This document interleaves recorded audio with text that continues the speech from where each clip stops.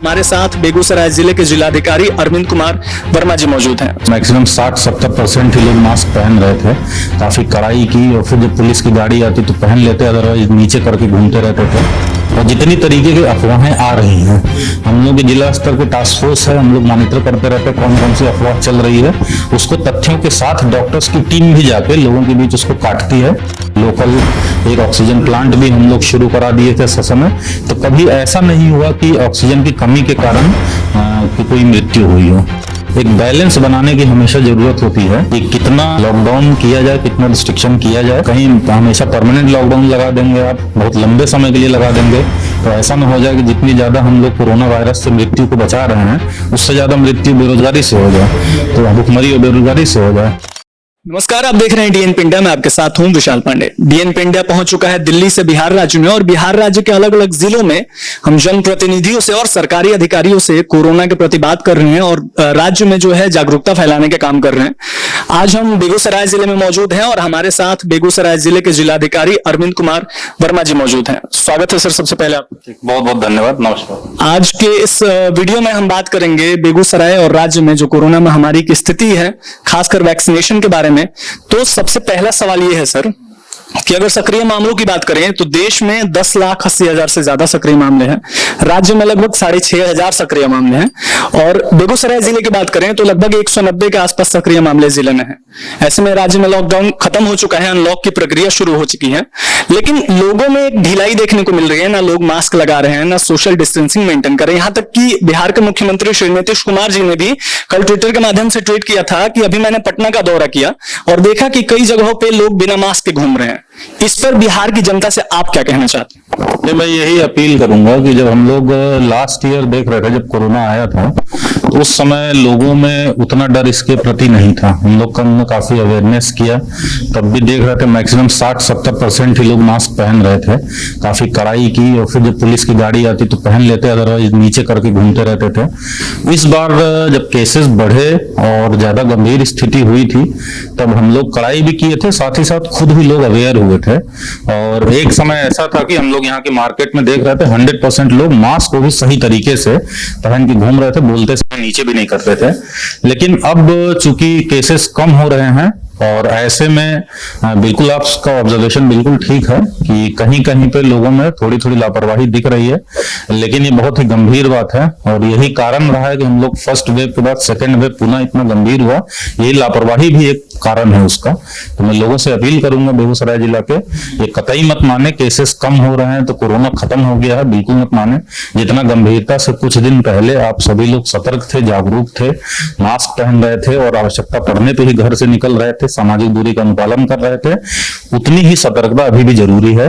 और ये तब तक करते रहना है जब तक कि पूरी तरीके से कोरोना देश से और पूरे वर्ल्ड से खत्म नहीं हो जाता। तो हम लोग को जागरूकता जारी रखनी होगी और अपना बचाव करना होगा।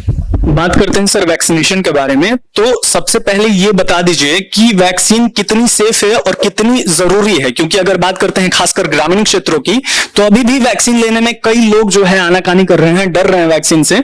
मैं आपको एक एग्जांपल बताता हूं कि सारण जिले में, बिहार के सारण जिले में वैक्सीन कैंपेन शुरू हुआ। उस कैंपेन में 12 घंटों में बस 3 लोग आए वैक्सीन लेने के लिए। सोचिए जरा कि कितने लोग जो है, इनको जागरूकता की जरूरत है, जागरूक करने की। तो इस पर प्रशासन किस तरीके से काम कर रही है?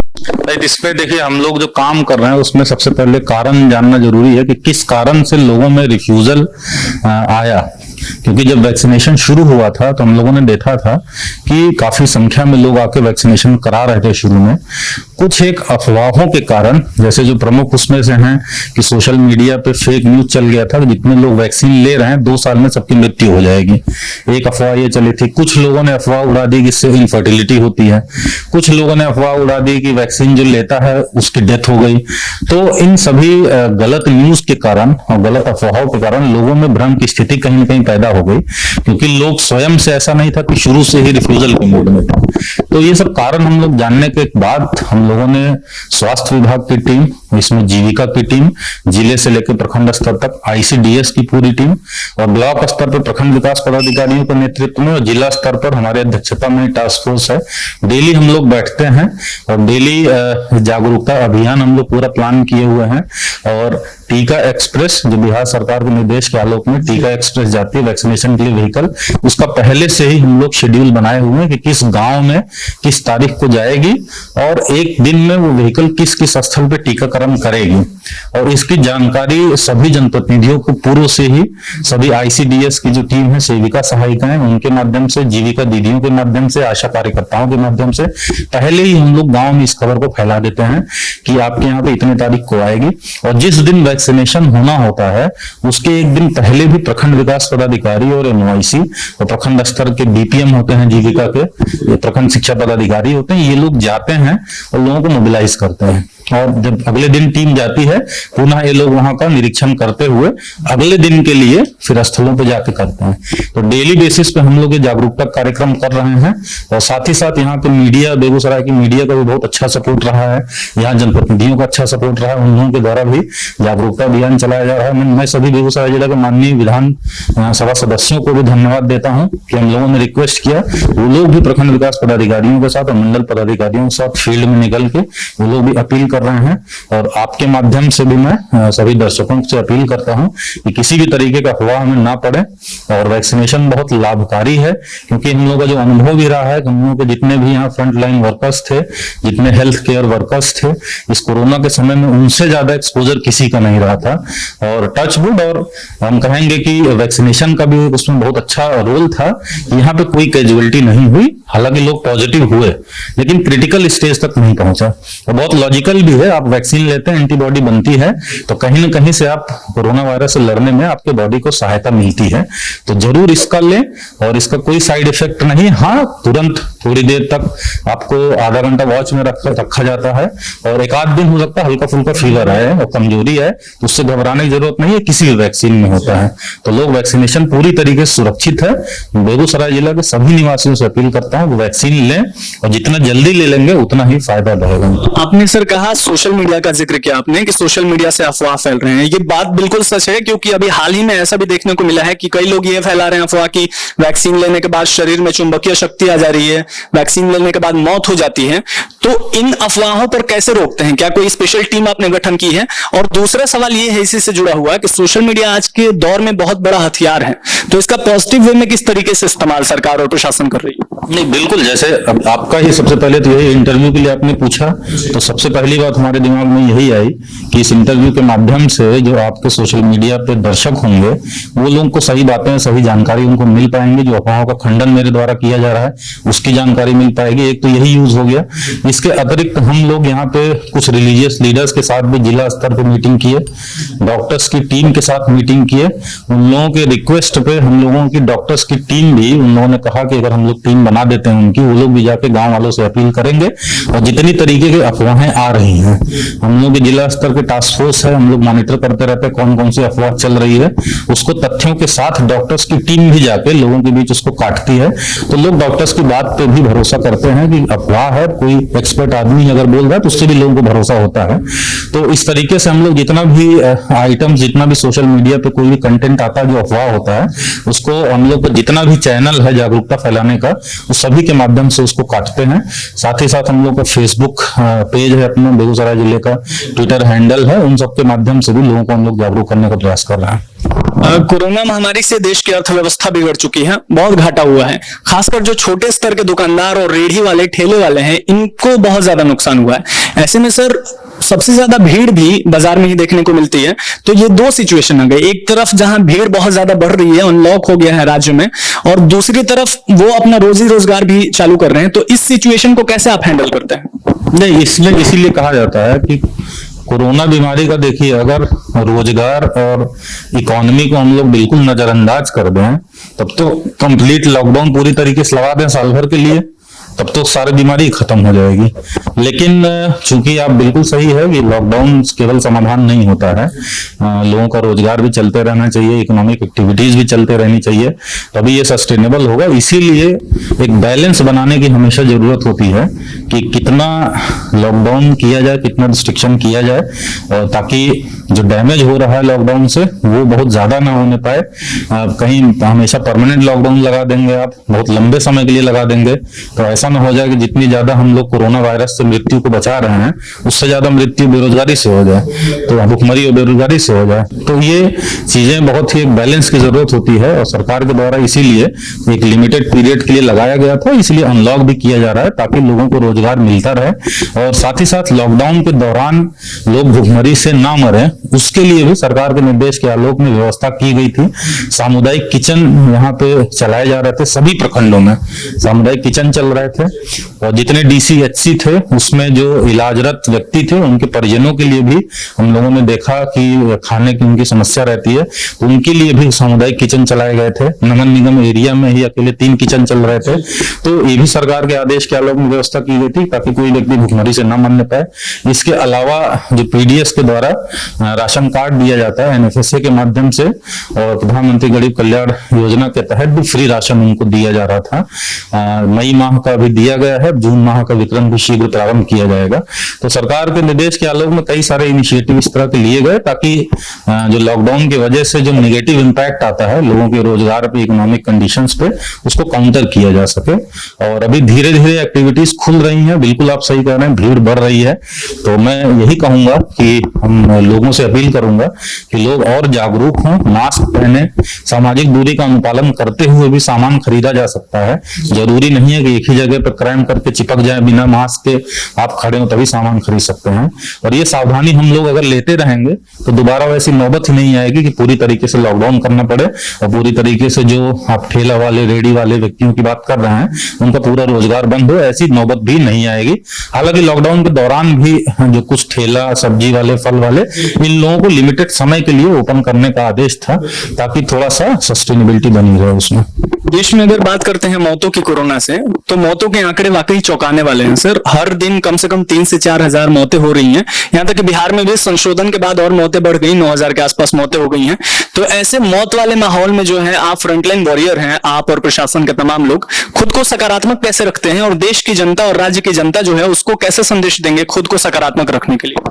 देखिए, एक कोरोना की महामारी एक ऐसा है, वाकई में बहुत ही कठिन समय था अभी जब केसेस ज्यादा थे और आगे भी चैलेंजेस आते रहेंगे, जैसा कि हम लोग सुन रहे हैं, तीसरी वेव की भी संभावना है। और एक ऐसा समय होता है, मैं समझता हूं कि सभी लोगों में, न केवल अधिकारियों में बल्कि जनप्रतिनिधियों में, मीडिया के भाइयों में, सभी आम पब्लिक में एक फाइटिंग स्पिरिट सबके अंदर होती है। और मैंने देखा है कि लोग गिव अप नहीं करते हैं, तो सकारात्मक रहना बहुत कठिन नहीं था। जितने भी लोगों से हम लोगों ने उस समय पे जब बहुत चैलेंजिंग था, जितने लोगों से किसी भी तरीके का कोई उनको डायरेक्शन दिया, किसी भी तरीके की सपोर्ट की मांग की, कोई भी व्यक्ति पीछे नहीं रहा। और पूरा एक ग्रुप के रूप में बेगूसराय जिला में तो खुद हमने देखा ही, ग्रुप के रूप में चाहे डॉक्टर्स की टीम हो, प्राइवेट डॉक्टर्स की, चाहे यहाँ पे ऑक्सीजन गैस प्रोड्यूस करने की बात हो, सभी लोगों ने प्रशासन को पूरा सहयोग दिया ऐसे चैलेंजिंग टाइम पे। जनप्रतिनिधियों से भी जितनी हम लोगों ने रिक्वेस्ट की, जितनी बातें की, सभी लोगों ने माना। और NGOs भी कुछ थे, हालांकि उन लोगों को बहुत ज्यादा लॉकडाउन के कारण बहुत ज्यादा उनसे काम नहीं लिया जा सका, लेकिन जितना भी संभव था उस समय हम लोगों ने कहीं सामान कोई मंगाने में, किसी अन्य प्रकार की हेल्प करने में, सभी संस्थाओं ने, सभी जनप्रतिनिधियों ने, सोसाइटी के सभी लोगों ने इसमें बहुत मदद की। और मैं समझता हूं कि किसी भी चैलेंज के लिए हम सभी लोग एकजुट हो जाते हैं तो चैलेंज को फेस हम लोग करने में सक्षम है। तो इसी सब भरोसे के कारण, इसी सहयोग के कारण, लोगों के और सबका पॉजिटिव एटीट्यूड देख के भी, प्रशासन का भी और हम, मेरा खुद पर्सनली भी, कभी नेगेटिव कभी एटीट्यूड नहीं आया। और जो मौतें हुई है निश्चित रूप से दुखद है, लेकिन जितना भी प्रयास हो सका हमारे डॉक्टर्स ने पूरा प्रयास किया, हमारे प्रशासनिक टीम ने प्रयास किया और हम लोगों ने इंश्योर कराया कि पूरी महामारी के दौरान कभी किसी को ऑक्सीजन बेड की कमी ना होने पाए और लोगों में पैनिक ना हो। इसके लिए डेली मीडिया में प्रेस रिलीज भी करते थे कि कितना बेड हमारे पास निजी में, कितना प्राइवेट, सरकारी में उपलब्ध है ऑक्सीजन के बेड और कितना भी एडमिटेड है, तो खाली कितना है, ये डेली मीडिया में भी देते रहे। और कभी ऐसा समय नहीं आया कि हम लोगों के सभी बेड 100% भर गए हों। और दूसरी बात, ऑक्सीजन उन बेड पे जो लोग एडमिटेड थे चूंकि संख्या बढ़ती जा रही थी तो ऑक्सीजन की जरूरत थी, तो कभी भी ऐसा नहीं हो पाया कि हम लोगों के यहाँ पे ऑक्सीजन की कमी हुई हो। हम लोग को इंडस्ट्री डिपार्टमेंट के द्वारा भी कोऑर्डिनेशन से लिक्विड मेडिकल ऑक्सीजन भी मिलता रहा। साथ ही यहाँ पे लोकल एक ऑक्सीजन प्लांट भी हम लोग शुरू करा दिए थे समय, तो कभी ऐसा नहीं हुआ कि ऑक्सीजन की कमी के कारण कि कोई मृत्यु हुई हो। तो लोगों को सहयोग के कारण हम लोग काफी हद तक उसको चैलेंजेस का सामना किए हैं, और जो मृत्यु हुई है निश्चित रूप से दुखद है। और भी हम लोग अगले वेव की और तैयारी के लिए भी हम लोग सरकार के निर्देश के आलोक में और काम कर रहे हैं, और अब तो इंश्योर करा रहे हैं कि सभी अस्पतालों में, सरकारी अस्पतालों में खुद का PSA ऑक्सीजन प्लांट वहां पे लग जाए, ताकि बाहर की निर्भरता भी ना रहे। और निजी अस्पतालों से भी रिक्वेस्ट किया गया है, अगर उनके पास स्पेस है तो भी ऑक्सीजन प्लांट लगवा लें। और मैं समझता हूँ कि अगले 1 से 2 महीने में हमारे सदर अस्पताल में और सब डिविजनल हॉस्पिटल टेगड़ा में 100 बेड का है, सब डिविजनल हॉस्पिटल बलिया में 100 बेड का है, इन सभी जगहों पे ऑक्सीजन प्लांट के साथ पूरी सुविधा उपलब्ध रहेगी ट्रीटमेंट के लिए। बिहार राज्य में खासकर एक मुख्य समस्या देखने को मिली है, खासकर शादियों में। शादी में जहां तक सरकार की तरफ से 20 लोग ही अलाउ है मैक्सिमम, ऐसे में 200-200 250-250 लोग देखने को मिले हैं, मान ही नहीं रहे लोग। तो ये शादी वाला एक, इससे भी बहुत समस्या हो सकती है आने वाले समय में। तो ये शादियों में जो समारोह हो रहे हैं, इस पर क्या कहेंगे? नहीं, देखिए, ये तो बिल्कुल ही सरकार का स्पष्ट डायरेक्शन था और लोगों के भले के लिए था कि 20 व्यक्ति ही भाग लो। उसमें डायरेक्शन भी था कि जो कहीं पे शादियों का आयोजन होना है तो संबंधित थानों को 3 दिन पहले सूचना दे दें। और यहाँ पे जो लोग सूचना देते थे उसका भी हम लोग खबर लेते थे कितने लोगों ने भाग लिया, और कहीं से कोई सूचना नहीं भी देता था तो हम लोग किसी अन्य स्रोत से अगर मिलती थी सूचना, तो हम लोगों ने बहुत मामलों में FIR भी कराया है इस उल्लंघन के कारण। और मैं समझता हूँ कि केवल FIR कराना इसका समाधान नहीं, इसमें लोगों को खुद जागरूक होना पड़ेगा। सरकार के द्वारा जो डायरेक्शन है उसका 100% आप खुद पालन करेंगे, तभी हम लोग इसको कोरोना को जड़ से उखाड़ फेंक पाएंगे। चलिए सर, बहुत बहुत शुक्रिया हमसे बात करने के लिए। जाते जाते आखिरी में बेगूसराय जिले की जो दर्शक हैं, जो हमारे दर्शक हैं और बाकी देश की जनता है, उसको क्या संदेश दें? संदेश कम बल्कि अपील मेरी यही रहेगी कि अभी केसेस कम हुए हैं। मैं रिपीट भले कर रहा हूँ, रिपीटिशन के कॉस्ट पे बोलूंगा कि भीड़ ज्यादा ना लगाएं। आप बाहर निकल रहे हैं, जब जरूरत हो तभी निकले। मास्क अवश्य पहने और ठीक तरीके से पहने। ये नहीं हो कि बोलते समय नाक के मुंह के नीचे कर ले, हमेशा सही करें। अगर मास्क आप देखे भी होंगे बोलते समय हिलने से आता है, मैं ऊपर तुरंत करता हूँ, तो पूरी तरीके से सही से पहने और सामाजिक दूरी का अनुपालन करें। गाड़ियों में अगर सार्वजनिक गाड़ियों में बैठ रहे हैं तो ये जरूर ध्यान दें कि 50% का डायरेक्शन है, उतना ही बैठे, क्योंकि कई ड्राइवर्स की शिकायत रहती है पैसेंजर जबरदस्ती बैठ जाते हैं। तो अगर 50% भर गई है तो उससे ज्यादा ना बैठे, क्योंकि क्राइम स्पेस में ज्यादा फैलने की संभावना रहती है। इसके अलावा हैंड साबुन से हाथ धोते रहें, समय समय पे बाहर निकल रहे हैं तो सैनिटाइजर हाथ में रखें, हाथ को भी सैनिटाइज करते रहें। और जो वैक्सीनेशन चलाया जा रहा है फ्री में, मुफ्त में जो दिया जा रहा है, मैं लोगों से अपील करूंगा किसी भी तरीके का अफवाह में ना पड़े और जितना जल्दी हो सके अपना वैक्सीनेशन करा लें। अब 18+ और 45+ दोनों ही कैटेगरीज में, जो बीच में 18+ के लिए प्री बुकिंग का मैंडेटरी किया गया था उसको भी फ्री कर दिया गया है। जो भी नजदीकी सेशन साइट है उस पर जाकर अपना वैक्सीनेशन करा लें, ताकि हम लोग, आप लोग सावधानी बरतेंगे लोग तो कोरोना संक्रमण नहीं फैलेगा। इनकेस अगर कोरोना होता भी, अगर आप वैक्सीन लिए रहेंगे बहुत उससे सुरक्षा रहेगी, क्रिटिकल नहीं होने पाएगा मामला। बस मेरी यही 2 अपील है, और इतना अगर बेगूसराय के निवासी इसका अनुपालन करेंगे तो मैं समझता हूँ कि कोरोना के केसेस यहाँ पे बहुत जल्दी ही खत्म हो जाएंगे, और किसी को होगा भी तो क्रिटिकल नहीं होगा। चलिए सर, बहुत बहुत शुक्रिया हमसे बात करने के लिए। तो ये हमारी कोरोना जागरूकता मुहिम जो है ये लगातार चलती रहेगी। देखते रहिए ADN इंडिया। अगर वीडियो अच्छी लगी हो तो चैनल जरूर सब्सक्राइब करें। धन्यवाद।